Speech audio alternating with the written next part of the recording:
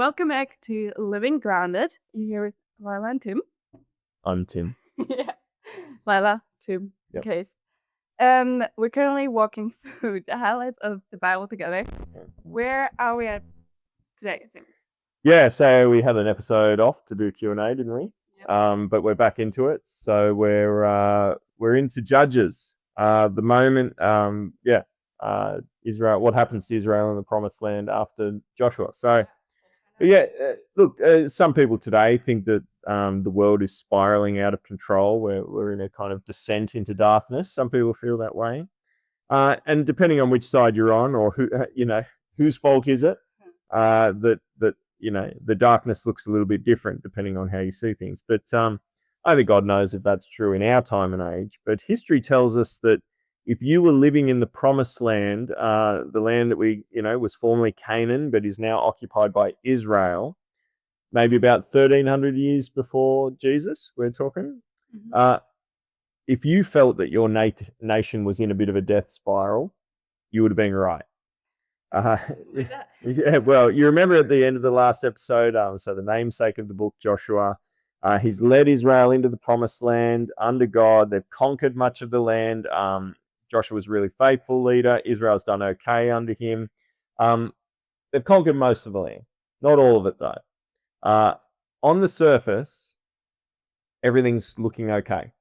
But as you do a little bit of digging and as the kind of story unfolds, you'll find that there's actually a big problem. You remember that Israel were commanded by God to destroy the Canaanites completely. Don't ally yourselves with them. Don't marry the original inhabitants. Again, that feels very hard for us and harsh, but you really do need to see this Canaanite culture is so vile, so evil, so ungodly, that God knows. God knows his people. He knows how susceptible they are, that if you allow the virus of Canaanite religion to remain, it will infect you. It's a little bit like Nazism today, okay? Nazism was defeated, right? Or was it? Or was it? I mean, just, this week, you still have kind of this, the neo-Nazi thing just kind of continues on, continues to infect people today. Now, you see a whisper of this at the end of Joshua before he dies. He says in chapter 24 of Joshua, he says, now then throw away the foreign gods that are among you. Yield your hearts to the Lord. Why does he need to say that? That's important. Yeah, obviously Israel is still turning to foreign gods. And Joshua dies and there's not a clear successor. It looks like Israel is kind of being left to their devices, that they're not doing what they were supposed to do, or that maybe that they should be okay, that if they just follow God's commands from here, they'll be all right. But it doesn't turn out that way. They start to unravel, essentially. Chapter 1, as the tribes of Israel continue to take the land of Canaan, you just read this succession of failures. The tribe of Benjamin failed to drive out the Jebusites. They continue to live amongst them today. The tribe of Manasseh did not drive the Canaanites out of their land. They choose to enslave them instead. Remember, they were told not to do that. Zebulun, another tribe, does the same. So on. Israel is disobeying the Lord. They are not listening to his wisdom on this. What do you reckon is going to happen? I hope you get the summary in Judges chapter 2, verse 10. Lila will read it for us. After that whole generation had been gathered to their ancestors, another generation grew up who knew neither the Lord nor what he had done for Israel. Then the Israelites did evil in the eyes of the Lord and served the Baals. They forsook the Lord, the God of their ancestors, who had brought them out of Egypt. They followed and worshipped various gods of the peoples around them. They roused the Lord's anger because they forsook him and served Baal and the Ashtoreth. In his anger against Israel, the Lord gave them into the hands of raiders who plundered them. He sold them into the hands of the enemies all around, whom they were no longer able to resist. Whenever Israel went out to fight, the hand of the Lord was against them to defeat them, just as he had sworn to them. They were in great distress. So, yeah, it's happened. Israel's broken covenant. They're worshipping other gods, either because they didn't put away the old gods of Egypt, or because they've adopted the local gods, the Baals. That's who the Canaanites worship. And the reality is, when you break God's covenant, then God is no longer with you, and he will be against you, just as he is against all those who give themselves to false gods and idols. And so Israel is essentially back where it found itself, in distress, not in Egypt, but now in the land that God had promised them. They are in trouble. And you look at the next couple of verses, verse 16 to 19. Then the Lord raised up judges who saved them out of the hands of these raiders. Yet they would not listen to their judges, but prostituted themselves to other gods and worshipped them. They quickly turned from the ways of their ancestors, who had been obedient to the Lord's commands. Whenever the Lord raised up a judge for them, he was with the judge and saved them out of the hands of their enemies, as long as the judge lived. For the Lord relented because of their groaning under those who oppressed and afflicted them. But when the judge died, the people returned to ways even more corrupt than those of their ancestors, following other gods and serving and worshipping them.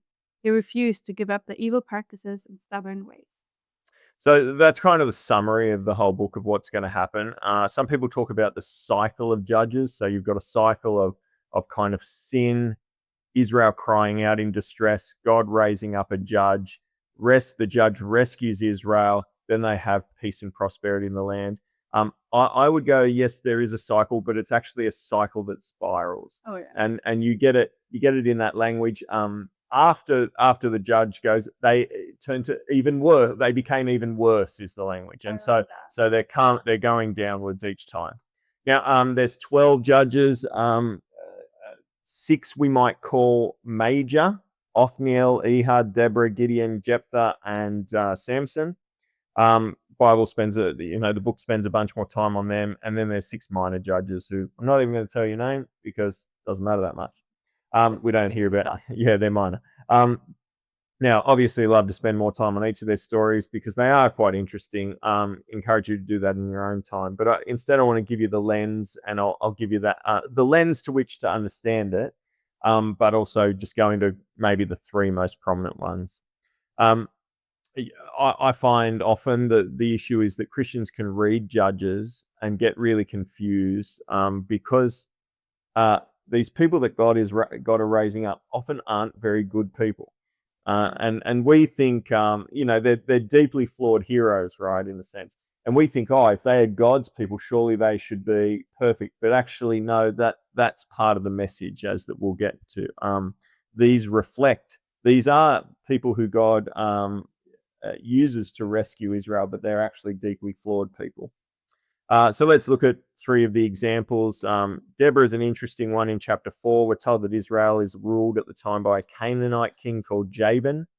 Deborah is a prophet and a leader of Israel. Now, in the modern age, people kind of latch on to this sometimes. Hey, here's a female prophet. Yeah, it's a woman. How great. Leader of Israel. But actually, now, guys, I want to be careful. There is something really wonderful about this. And I think the Bible, we'll see this even more in our next episode with Ruth. But I think the Bible does celebrate women greatly in a way that's completely countercultural to all other ancient documents, to be honest. But part of the point that we're being shown with Deborah is that when she summons a man, you see this, she summons a guy called Barak to lead Israel in battle against the Canaanites. And he basically says, I'm not going unless you essentially come with me. I need my hand to be held by you. What's the point? There are no men of courage in Israel. And that is a massive issue. God has commanded men to be leaders and to care for his people, and none are willing to do it, I think is the point. Deborah has taken on the responsibility because no one else will, I think is the sense. And that's not the way things are meant to be. It's a deeply flawed situation. And yet, God rescues Israel. Not that Deborah necessarily is flawed in and of herself. It's not a attack on Deborah. It's an attack on Israel. That God is saying of Israel, there's something very wrong here. But he rescues Israel through Deborah. Deborah and Barak defeat the Canaanites with some help from another woman called Jael. So it is a celebration of women, but it's particularly an indictment of of men in Israel. Then the next judge, you've got Gideon, a generation or 2 after Deborah. Israel's back at it again. They've stopped trusting in the Lord. The Midianites this time have conquered them. Israel, as per the cycle, they cry out to God.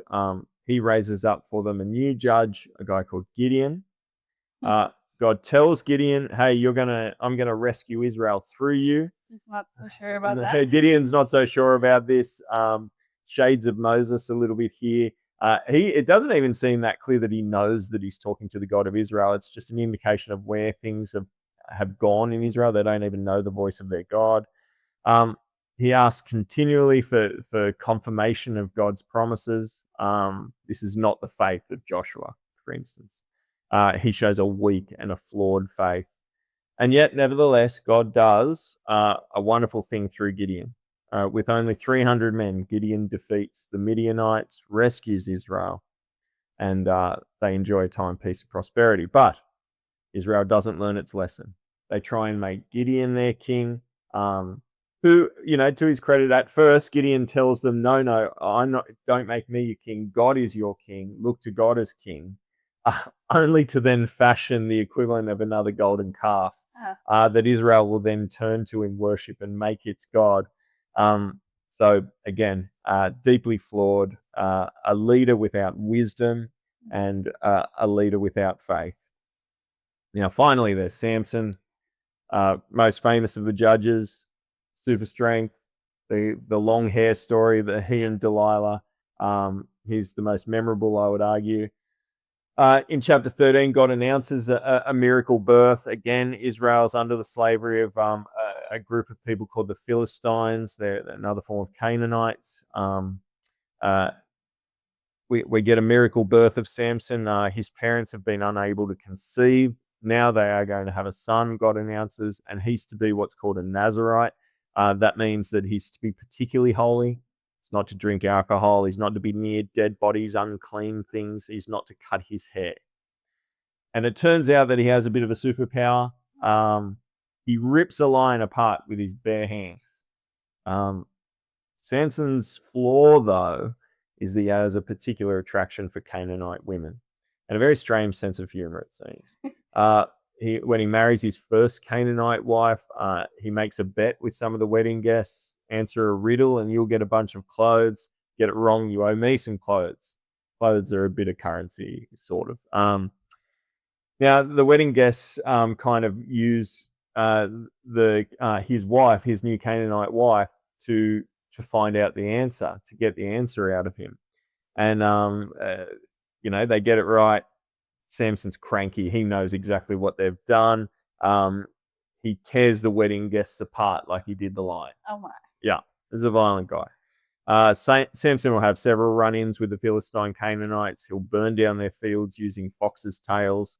He kills 1,000 men with a jawbone of a donkey. Finally, when he marries another Canaanite woman called Delilah, she learns the secret of his super strength. She's been encouraged by her family, the Canaanite family. We want to take down Samson, figure out how we can do it. What's his weakness?